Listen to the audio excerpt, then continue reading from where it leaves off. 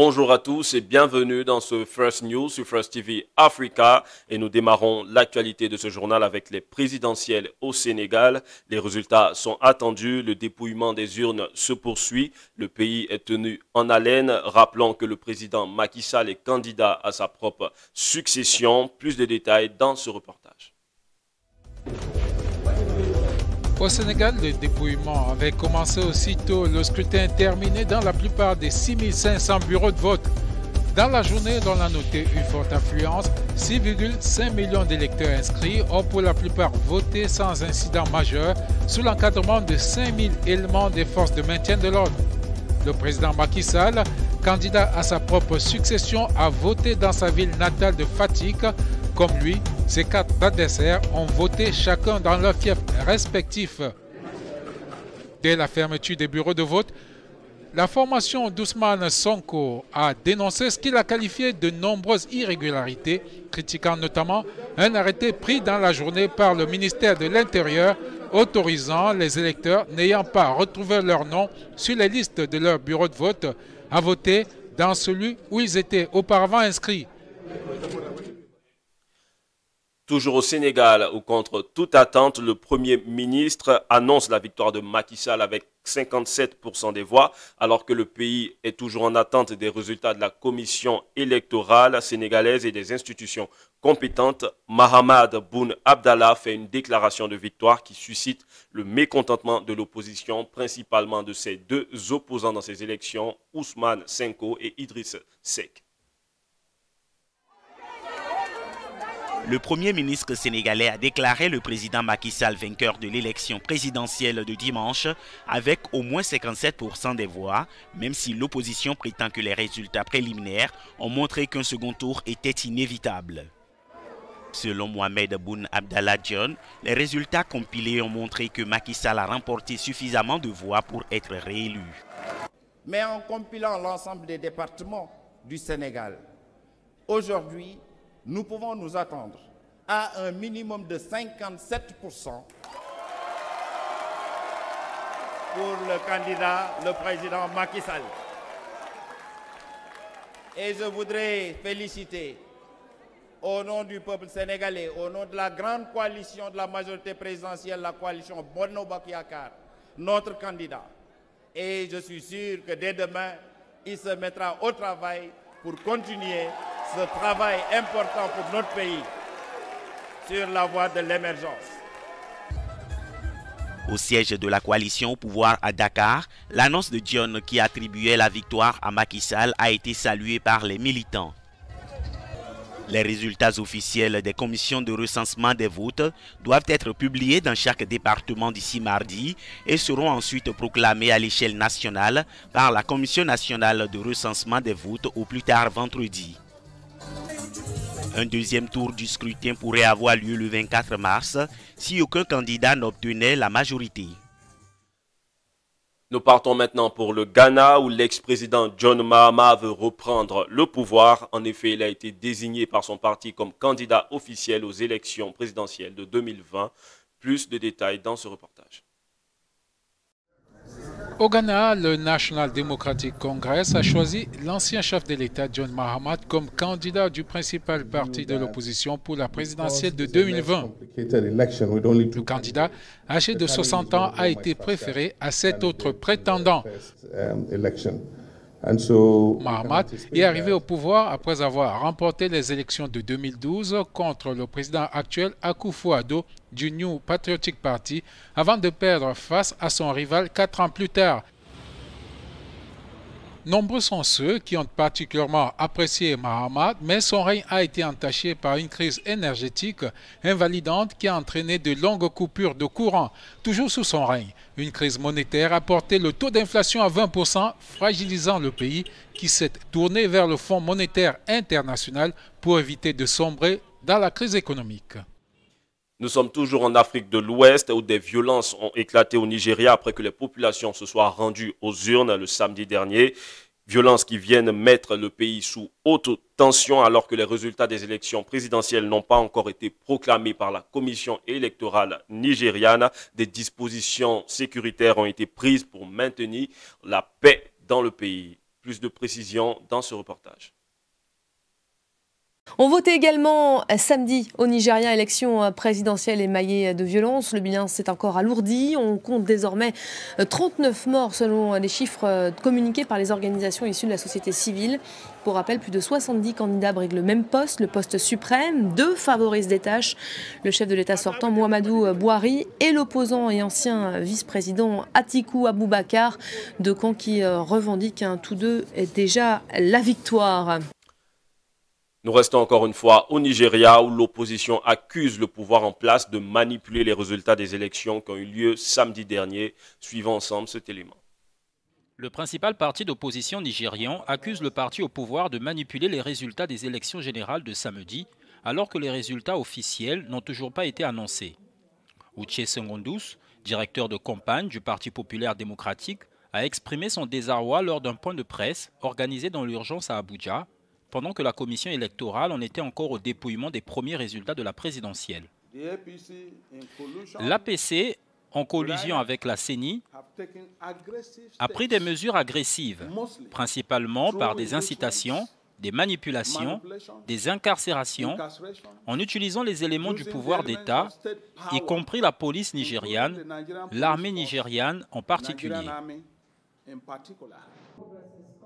Les élections générales de samedi, déjà reportées in extremis d'une semaine, ont été entachées par de sérieux manquements opérationnels et des problèmes logistiques importants, selon les observateurs de l'Union européenne et de la société civile nigériane. Du côté des observateurs de l'Union africaine, c'est une toute autre appréciation qui se profile. Ces derniers ont salué le climat pacifique dans lequel le scrutin s'est déroulé. La commission électorale indépendante, quant à elle, avait commencé l'annonce des résultats État par État, mais les 2 candidats principaux pour la magistrature suprême, à savoir Muhammadu Buhari et Atiku Abubakar, ont déjà annoncé leur victoire dès le lendemain du vote. Nous partons pour l'actualité internationale hors des frontières africaines. De violentes manifestations ont éclaté ce dimanche à la frontière colombienne entre la police et les populations. Plus de détails dans cet élément. La tension n'est pas retombée à la frontière entre le Venezuela et le Brésil au lendemain des violents affrontements qui ont fait 2 morts. Dimanche, des membres des forces de sécurité brésiliennes ont formé une ligne le long de la frontière pour empêcher les manifestants de s'opposer à la garde nationale vénézuélienne. Ici, à la frontière colombienne, sur le pont Simón Bolívar, opposants à Nicolás Maduro et forces de l'ordre vénézuéliennes se sont une nouvelle fois affrontés dimanche.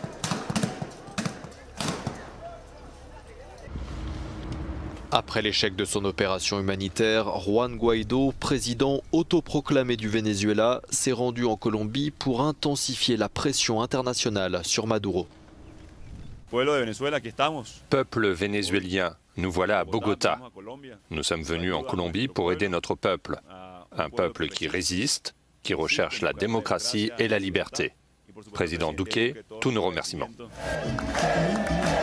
Les partisans du président vénézuélien Nicolás Maduro se sont félicités pour leur part d'être parvenus à bloquer samedi les convois d'aide humanitaire en provenance des États-Unis. Nous vous avions bien dit ce qui allait se passer le 23 février. Et qu'est-ce qui allait se passer? Il ne s'est rien passé. Aucun camion d'aide humanitaire n'est passé. Ce cargo chargé d'aide et en provenance de Porto Rico n'a pas eu plus de chance que les camions. Il a dû rebrousser chemin sous la menace de la marine vénézuélienne. Il a finalement accosté dimanche dans la baie de l'île néerlandaise de Curaçao. Nous parlons à présent du Brexit. Theresa May reporte le vote du Parlement au 12 mars, alors qu'il avait été plusieurs fois mis à mal. L'accord sur le retrait britannique de l'Union européenne a été reporté. Suivons ensemble ces images. Le calendrier du Brexit de nouveau bousculé au Royaume-Uni. Dimanche, en marge d'un déplacement en Égypte, la première ministre britannique a confirmé qu'un nouveau vote au Parlement sur l'accord de retrait avec l'Union européenne aurait finalement lieu d'ici au 12 mars, alors que ce vote était annoncé pour le 28 février. Un ultime délai pour tenter de débloquer la situation à 34 jours de la date officielle du Brexit. Mon équipe retournera à Bruxelles mardi. Nous travaillons sur la façon dont nous pouvons régler les questions soulevées par le Parlement sur le filet de sécurité pour faire en sorte qu'il ne soit pas indéfini. Et comme nous poursuivons ces pourparlers, nous ne pourrons pas organiser un vote cette semaine. Mais cela se produira d'ici la fin du mois de mars. Un accord est toujours à notre portée d'ici le 29 mars et c'est ce à quoi je travaille. À l'annonce du report du vote au Parlement, le porte-parole du Parti travailliste a aussitôt dénoncé dimanche une décision irresponsable de Theresa May. Selon ce proche de Jeremy Corbyn, la Première ministre chercherait à forcer le vote des députés en les plaçant devant le fait accompli juste avant la date officielle du divorce avec les Européens. Samedi, 3 ministres de Theresa May ont plaidé publiquement pour un report du Brexit si le Parlement britannique ne parvenait pas à valider l'accord de sortie avec l'Union européenne, aux grandes dames des partisans d'un Brexit pur et dur, toujours très mobilisés. Nous partons à présent pour le Vatican où pendant 4 jours, les hautes autorités du clergé se sont réunies, ordre des échanges. Les scandales de pédophilie qui ont entaché l'image du Vatican ces dernières années, que pouvons-nous retenir de ce sommet ecclésiastique? Suivons ensemble ce reportage. 4 jours de sommet contre la pédophilie et au final, l'annonce de mesures immanquablement jugées dérisoires par les victimes. Il y aura un vade-mecum détaillant la procédure à suivre en cas d'abus, la création d'équipes de spécialistes et une législation contre les abus au sein de la Curie et du Vatican. Le début d'une réforme censée s'inscrire dans la durée. Aucune explication ne peut suffire pour ces abus commis sur des enfants. Nous devons reconnaître avec humilité et courage que nous sommes face au mystère du mal. Mystère du mal, instrument de Satan, des déclarations qui aux yeux de beaucoup ont minimisé la responsabilité du clergé. À l'issue de cette conférence, personne ne peut plus dire « je ne savais pas ». Désormais, nous devons agir. Cette promesse d'action, les responsables de l'Église disent s'engager à la tenir. Les victimes, les survivants étaient au cœur de cette rencontre. C'est pour eux que nous nous sommes réunis. La tolérance zéro est la voie de l'avenir pour l'Église. Ce sommet en a appelé à une nouvelle politique de tolérance zéro. Ces victimes ici, venues du monde entier, réclament plus que de simples directives. Si l'Église envisage aussi de lever le secret pontifical qui empêche souvent les victimes de connaître l'état d'avancée du dossier, les associations attendent de l'Église qu'elle aille plus loin en mettant un point final et immédiat à l'omerta, la culture du secret et l'impunité. Vous ne pouvez pas changer la culture en disant seulement « nous devons en parler ». Ce n'est pas valable. Les règles que l'Église doit appliquer sont simples et nous le disons depuis des années, tout comme l'a dit le pape, mais il n'a rien fait pour. La nouvelle est tombée cette nuit, encore une fois, au Vatican. Le numéro 3 du Vatican a été jugé coupable d'actes pédophiles. Georges Pell, 77 ans, trésorier du Vatican, a été jugé coupable d'agression sexuelle et de 4 attentats à la pudeur sur mineurs. Il est en ce moment même en attente de la sentence. Suivons ensemble ces images. Le numéro 3 du Vatican a été reconnu coupable d'agression sexuelle sur mineurs par un tribunal de Melbourne. La justice a déclaré le cardinal australien Georges Pell, 77 ans, grand argentier du Vatican, coupable d'une agression sexuelle et de 4 attentats à la pudeur perpétrés contre 2 enfants de cœur de 12 et 13 ans dans les années 90. Ce sont des êtres humains abominables. L'Église doit encaisser, se taire et s'asseoir à la table en apportant un sacré gros carnet de chèques parce que nous sommes 60 000 personnes victimes d'abus sexuels et donc environ 43 000 catholiques. Arrêtez nos souffrances, nous en avons assez. Je pense que l'esprit du public a été tellement contaminé par les méfaits de l'Église catholique et par les plaintes des personnes qui n'ont pas été traitées que les jurés ne pouvaient que se dire qu'ils devaient être coupables.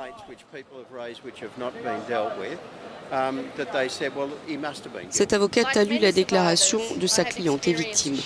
Comme beaucoup de survivants, j'ai vécu la honte, la dépression et la lutte contre la solitude. Comme beaucoup de survivants, il m'a fallu des années pour comprendre l'impact que cela a eu sur ma vie. Ancien archevêque de Sydney et de Melbourne, le cardinal Pell est toujours trésorier du Vatican et ce depuis 2014. Alors proche conseiller du pape, il ne l'est plus. La peine du cardinal Pell n'a pas encore été fixée. Elle fera l'objet d'une nouvelle audience ce mercredi. Ses avocats entendent faire appel.